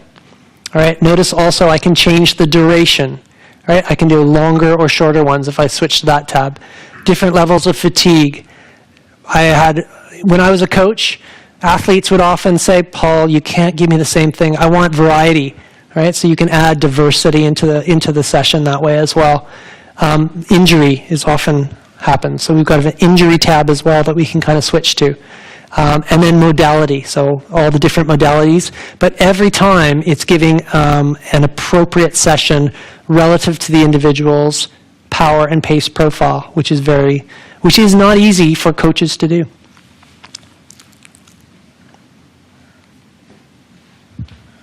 Questions? Okay. Next feature. Next feature is sorry, that's too far. Next feature is workout reserve. Workout reserve is kind of analogous to a battery. All right, so how deep into the well have I gone in any one session relative to the history, relative to the past? Remember, it's always monitoring your training. When you start with Athletica, if anyone gives this a go, you'll be asked to download your training, and it uploads 2 years of training. So it has all of a sudden 2 years sitting there of training history. And that can all of a sudden kind of fill your training, the fitness and fatigue curves, the critical power and critical pace, and yeah, that's sort of sitting right up in there. Now that history can then be used in terms of all these maximal mean powers and maximal mean paces over short durations, medium durations, and long durations. Those can be shown in real time in a ratio fashion. How deep into the well am I going relative to what I just did the last 6 weeks? And that's shown here in the green line. So here, in this example here, Andrea, because remember all of this data is used to calibrate the zones, and I was having problems with my zones. So Andrea told me, Paul, go out and you actually told me to do 5 minutes all out, but I did 3 minutes all out. That was all I could do on the hill, and just to calibrate the zones. And I did that, and then you notice my workout reserve here in green. It's like all of a sudden it dropped out because that ratio was going lower and lower and lower relative to what I had just done. When the ratio the percentage goes below 0, any thoughts on what's happened there all of a sudden relative to the last 6 weeks? Yeah? You used bigger amount of W prime compared with what you estimated that you have? Close. Not W prime. It's actually different than W prime, but that's awesome that you're familiar with that. So we're kind of against W prime because the models don't make sense to us. But yes, because we know that W prime goes negative all the time, right? And it doesn't, yeah. But anyways, this one, the negative really means something. And it means that we've hit a personal best. So we're looking at that ratio. So as soon as I hit 0 there, I am now in a ratio here of maximal mean powers that I haven't done in the last 6 weeks. All right, and then it recovers back up again. But anyway, so it's always looking at windows relative to the max mean power or max mean pace, and these are in real time as well on the watch too. So does that make sense? You obviously know your cycling physiology. Is that what you're doing your work on? What in the model, when it comes to your personal best, how, if you are doing something above that, how do you model the decline in the workout reserve? How long could you continue doing your personal best before it actually goes below 0? Mm-hmm. Well, basically, it's I'm not sure if we're modeling what's done. I'm not sure what you can do. You can do whatever you can do whatever you can do. But what we are. I was meaning the model. How does it calculate the decline in the workout reserve? It's looking at so it has the history of the maximal mean power at any given second, and then it looks at what you're doing at that second in the maximal mean powers, one divided by the other, and looks at the ratio. So quite simple. Yep. So yeah. So here all of a sudden, the ratio is of what I'm doing is all of a sudden kind of it's negative now, right? So now it's like all of a sudden when I know on my watch I'm going into negative, I'm like, yeah, I'm like pretty pumped, right? Because I'm just like, I know that I'm doing more work at that point in time than I've done in the past. And I mean, you don't always want to do that, but it's very useful actually also for hitting targets, because if you want consistent training, you don't always want to go to the well actually. But in this case, I did want to go to the well because it was a test. So, but often when I'm typically training, you typically want to sort of be in the minus or the positive 20. That's like a good sort of stimulus or a signal almost to kind of hit in these in your training sessions, I find. But yeah, I find it a very useful tool. What you're doing, I would highly recommend you check it out. You can check it out on Athletica. I'm happy to give you a preprint as well of the article that's in review right now on this. Yep. So here's where the AI gets really useful. Any further questions on Workout Reserve? Okay, so here's where it gets really useful, because this is probably, this might be over the head of some people. It certainly has been over my head for a long time.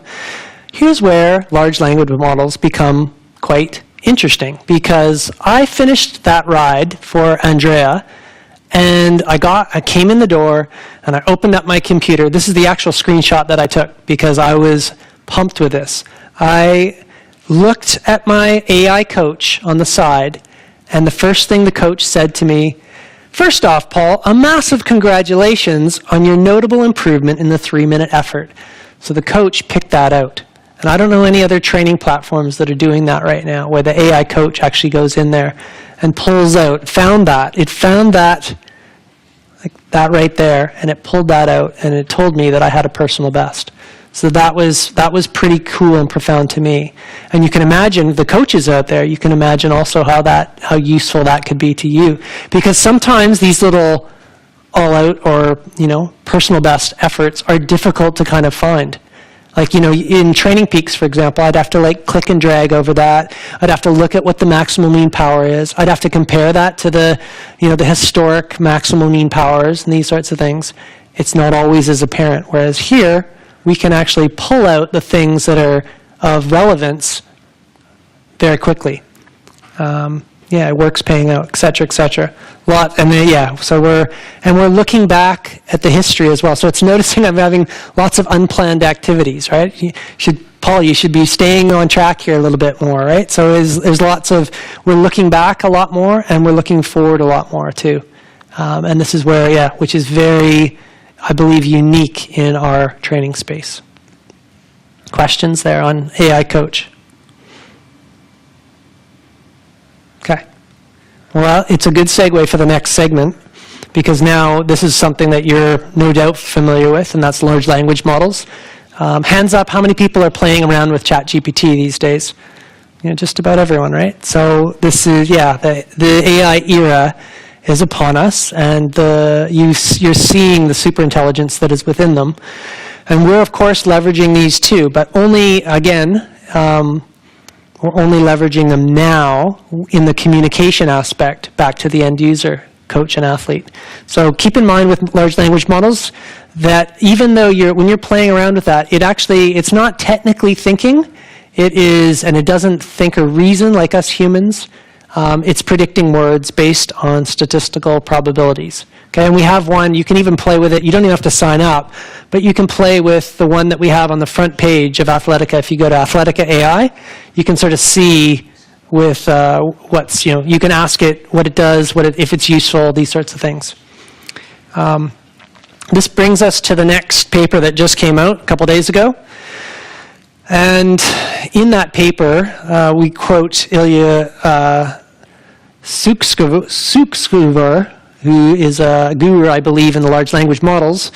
But he says that when we train a neural network to predict the next word, that's how they work, we don't just learn a word model, we're learning a world model. This is kind of deep, but it's like we're not just learning statistical correlations in text, but some representation of the process that produced the text. So think about yourself as you're learning your language, right? You're projecting your world within that language. And GPT has kind of taken on this projection of the world in that language as well, right? It's a compressed, abstract, usable representation of the world. And this is where the whole artificial intelligence is going superhuman on us. And this kind of leads on to where I'm going to go next. And that is to the use of RAG AI which is what we are now using to enhance our language intelligence within Athletica, and feeds back from the last lecture that we just had. So the first one first paper, and this is in Sports Performance Science Reports, Martin's SBSR journal, online, open access. And it's titled AI-Assisted HRV Monitoring, Enhancing Training Load Response and Decision Making. In this, we took that same paper in HRV, Dan Plew's PhD thesis, and we put that in to a RAG AI model. And you can see all the different chords or keywords that it picked out.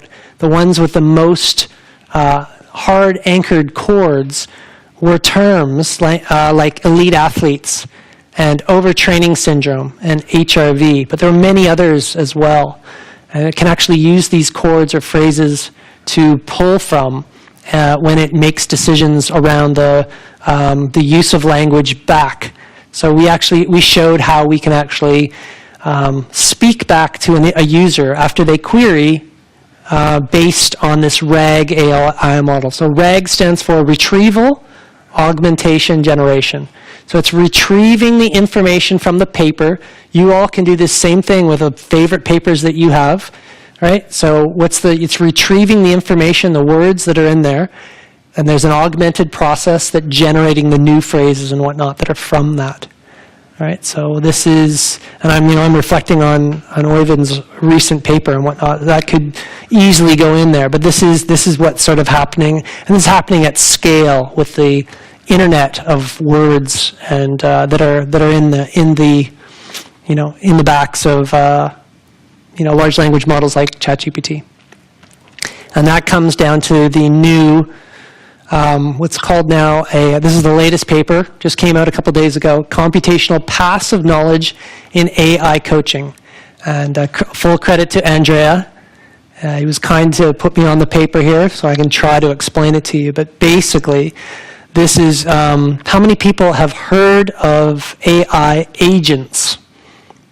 Anyone? Okay. So this is pretty new. It's really only kind of come out in the last 3 months or thereabouts.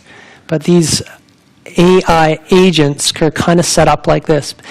When we look at the word agents or agentic, it means like think of like a secret agent. They work kind of like behind the scenes. They're keeping quiet, but they're doing their own thing. They have agency or they have independence.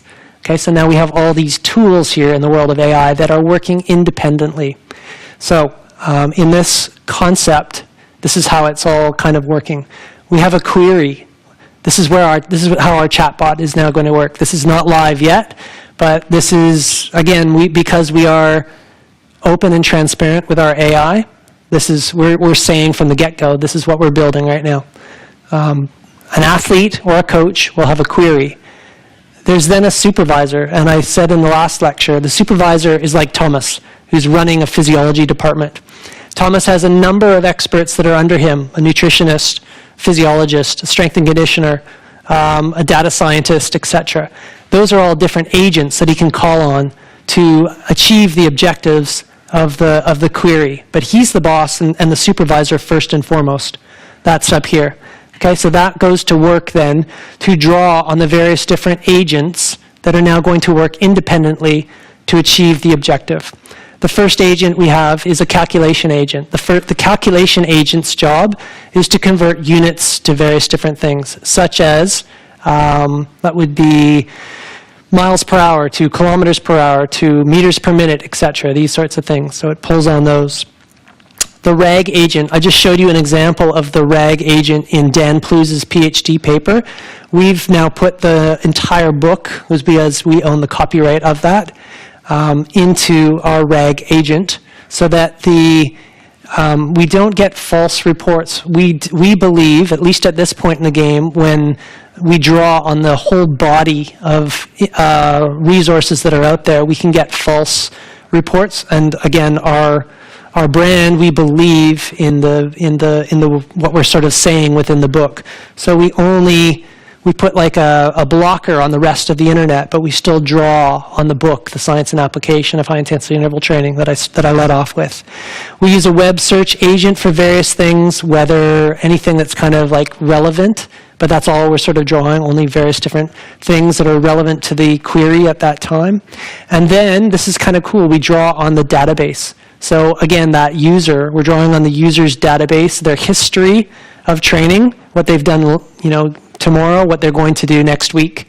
We're drawing on the database to get context. How many times did I describe context in the last lecture that I just couldn't answer, right? But now we can answer a lot more. We have the principles, and now we have the context, and now we can actually get a better decision and an output to the athlete. So, any thoughts there before I really blow your mind? All right. So, this is the book, and this is the brain of the book. Of course, this could be anything. So this is, but the thing that I showed you before, it's all sort of sitting in there. And this is in I don't even understand it, but it's apparently a 1,628 dimension area or whatnot. So there's multiple vectors ultimately that are all around, and these are all important aspects of the book. And the book is, or the RAG AI has sort of pulled out all these various different important areas, and you'll recognize some of those terms on there. And there are just a few are highlighted, but there's thousands that are in that cluster of foundational intelligence ultimately in that book, right? And yeah, so that's going to be the RAG AI that is being drawn upon. And then we asked the RAG AI of the book a question, and we also asked the author of the book a question, a coach. And we asked it, given two athletes with a similar VO2 max value, how would you design a 4-week high-intensity interval training block for each, considering their unique profiles and performance goals? So it gave us an example of a runner, and it gave an example of a cyclist with various different things. And this was the path to computational knowledge that the AI took, and this was the path that the human brain that wrote the book, or the co-authored the book, took to answer the question. And when we brought those to two-dimensional, they were relatively the same. So you do this, you're actually doing this right now as you think. You're pulling all these various different things that you know, and you're kind of connecting these through. You have your own, in your mind, your own computational path, and as do I. And now as does this book. So when I saw that, I was like, oh boy, wow, that's crazy. Thoughts? I think this is really the core of what I'm interested in, because as a coach, at least, of course you want help to answer the questions that you have as quickly as possible, because you want to save time. Okay, sorry. Because you want to save time, you want to spend as much face-to-face interaction with your athletes, you want to see them in training, and normally you lack time. So you want to have time to do the important stuff that this can't help you with. Yeah. But and I think what you draw there is basically what you can include in your next model, and then you see, does that make success or not? And then I think just 2 years from now, this will be so precise that it's really a good decision support in almost all aspects of training. Yeah. And if we don't use this, we'll not have. I think the coaches who don't use it, they will lose so much time doing this manually instead of getting kind of good help, learning from experiences, and it's a continuous learning process. And along the way, I think you can also feed back information to the coaches. You actually teach the coaches along the way. So it's not only a way of getting decision support, it's also a way of coaching the coaches. 100%. So it's kind of a loop both ways there. And I wonder how you want to implement this in coach education, or education of those who have been coaches for 30, 40 years and still has some time left until they retire. Well, that's what I would love your help on, all of your help on, because I could not agree more. And what an incredible place to do this in. You guys are the leaders in the world in coaching education and coaching, in medals, and you have all of the various different links to be able to do this. So, yeah, I could not agree more. Like, this is a pedagogical power ultimately. But we could teach coaches at unprecedented rates, because there's super intelligent. There's PhD level answers at our fingertips now. So that's all sort of within. So imagine the coaches that we could kind of create that were curious and wanted to actually know the answers. How do you think we should implement AI in coaching education, both on this school but also in different kind of sports? Should we have own courses, or should we do more like taking AI into different type of courses? And this is the hard part, because, like, honestly, look at this. We published this on, May 1st. So what is it? May 5th. Oyvind's birthday. Happy birthday, Oyvind.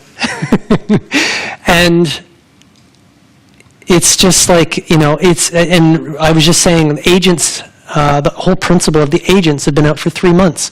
So the speed at which this is going is just so rapid. So I don't have an answer for you, because I'm in it and I can't keep up. But and this is where we'll need more of us to be able to make changes and make recommendations. And again, we're a team of 8 that are implementing this, that have done this for the last 10 years. I don't have the answer for you, but I think the potential is profound. Can I just ask? Yeah. Do you think there is a difference between sports, because some sports are more data-driven than others? So then the coaches and the athletes have a better understanding of data than other coaches and athletes?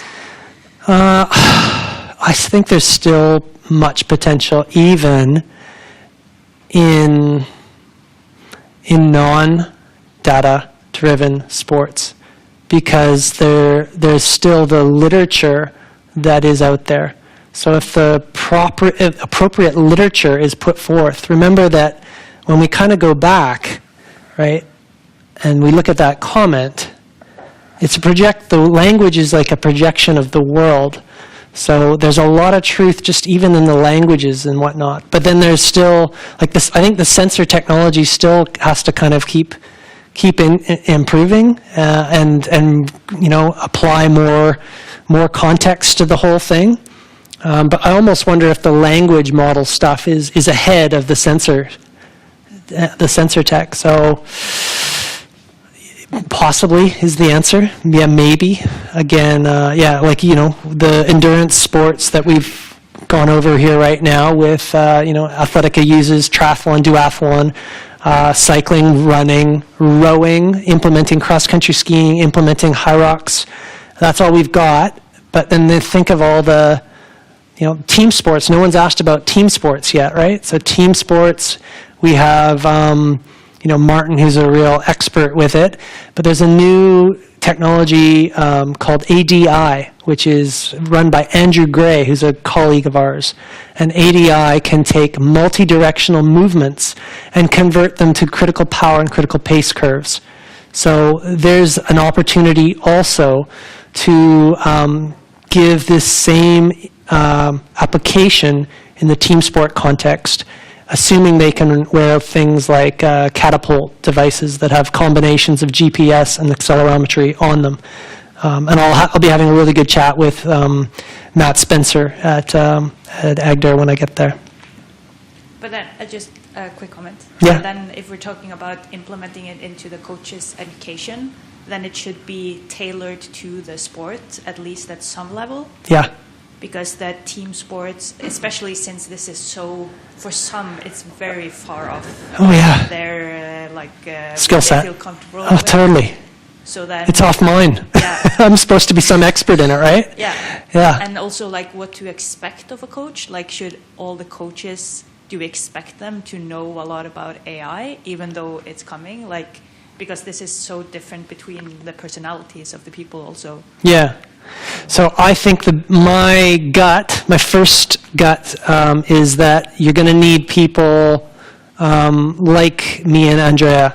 You're going to have to kind of team up people, so say you've got a gun coach, and the gun coach is open to some of this stuff, but you put someone with people skills but also AI skills together with them, just like we did with physiologists coming in and working with a coach, just like we did with strength and conditioners coming in and working with coaches across any of these things. But this, I think this is really, like, there's been a lot of fear-mongering about losing jobs, but this is, to me, where the evolution of the sports scientist that's now learning is like, oh, okay, now I'm actually going to learn how to use these tools, and I'm going to be actually quite useful to the coaches, because then now you're an agent, right? You're an AI agent almost, kind of coming in there.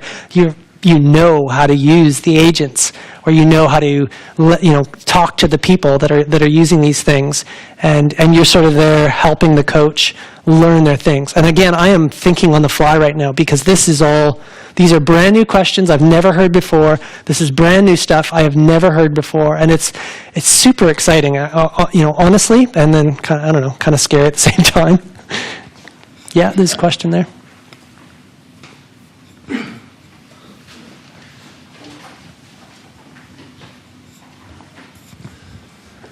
Okay, so I was a coach in the 80s in middle and long distance runners, and we used two metrics. It was the number of kilometers running per week and the number of interval sessions. That was all. And I tried to introduce heart rate monitors, but they didn't want it. So what will this AI coach bring us? I have three alternatives, maybe more. The best will run even faster. So the world records will be broken, like happening now with the new shoes. I agree. The second option is that I can train more athletes because I will be helped by this system, so I don't have to use that much time analyzing and those kind of things, so I can have more athletes in my group. I agree. Or could it be that the best will not be better, but there will be more people being good, like the average of the 100 best in the world in 5,000 meters will increase the average of those. Yes. So because we are training, more people are training more optimal. Yep. So all three, and Thomas and I spoke about the last one, and it's potential that these types of systems, because they're low in terms of resource, an athlete doesn't need to necessarily have a coach, or they won't necessarily need to have a coach, because you could just hand them off to it. It's like, okay, yeah, you're interested, here you go, here's Athletica or whatever, and it's like but that might cause the whole tide to rise, because all of a sudden, and then you might actually find.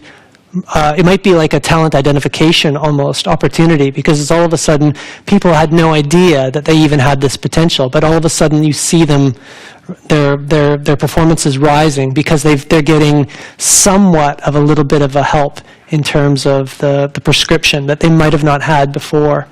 So I think all three of your suggestions are very plausible and likely to happen, in my opinion.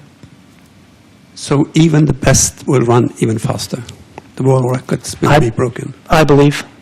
Yeah, I believe these will be tools. I believe that in 2 or 5 years, or however long it takes, that the best coaches in the world will collaborate with those that know how to use this or learn how to use it themselves. And again, just that continually optimizing the intensity control, all the various different things that Øyvind's paper just kind of, the tide will just ride a little bit more on those, like just being, and the belief systems will be heightened, and the combination of the belief systems alongside the actual physiology will elicit the improvement in performance that we keep seeing. Okay, so I had 3 options. Do you have more?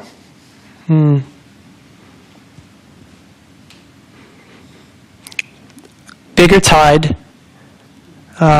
improved performances, better relationships with coaches. Øyvind actually suggested this, that the coaches themselves will be freed in time a little bit more, the coaches will start to realize that they don't need to necessarily trouble themselves with, spending so much time on analyzing data that they might already kind of be doing, because they trust that the AI system is doing that for them. And now they're all of a sudden working more on their relationship. Their stress is lower, and they're able to connect more with the athlete, instill the belief. Because, again, I'm kind of fast forwarding, but I learned on the podcast with Professor John Keeley that he believes the most important thing is really the instillment of belief in the athlete. Like, that is the key factor that a coach is a coach's role. But many coaches are overwhelmed because they're doing too much of the data sort of stuff, and I don't think they'll be needed to do that as much. They'll be needed to kind of be aware of detecting problems, as we identified, I think, in the last lecture. But yeah, that's what I think. And or even anything else that's kind of coming to your mind, or anyone else. I think you say it well there. AI lacks psychological and emotional intelligence, which is really, really important. Yeah. Be aware of. Yeah. Just a quick comment based on your third option about having more people, more people can train because they don't need a coach. What do you think about this? If we give the lower level athletes this kind of training instead of the human coach, because then we can reach out to more people. But as you say, AI still has some limitations, which is written here. Yep. And also that the athlete, then they need to be educated, because if they suddenly start to rely only on the data and they never have the human connection. Yeah. What do you think? So is the third point really valid? I think there'll be different personalities almost, that some personalities will almost want to be coached a little bit more by the computer, by the AI. I've just sort of seen that. Yeah. And I know, so my wife and daughter, my wife's a teacher, and she tells me about different personality types even in her classroom, and there are many of her kids, they're very introverted, and they don't necessarily want to be engaged with as much by humans. Now, that's a problem in North America. I don't know if that's as much a problem in Norway, but I'm sure there's a degree. And so there's that. But then some there's all this individualness, right? Some will want the hybrid version. Did I answer your question there? What else? What else did I miss? Yeah, I've forgotten. No, it was just whether all these human things, Sorry. human aspects, Yeah. if we can really replace the coach, by giving more opportunities to more athletes, but then they miss the human connection, kind of. Yeah. And especially if they're at a lower level, they're not calibrated enough to understand what they feel and. Yeah. Yeah. Yeah, I don't know. Again, it's hard to predict the future because it's changing so quickly. But there's certainly an interesting time right now, isn't it? Yeah, it's for me. Thank you. I think we end this session. Perfect. We still have to remember to talk to the athletes and the coaches. Yes, we do. Still important. 100%. Yeah, it's a must. If you don't talk to the athletes and the coaches, you won't learn.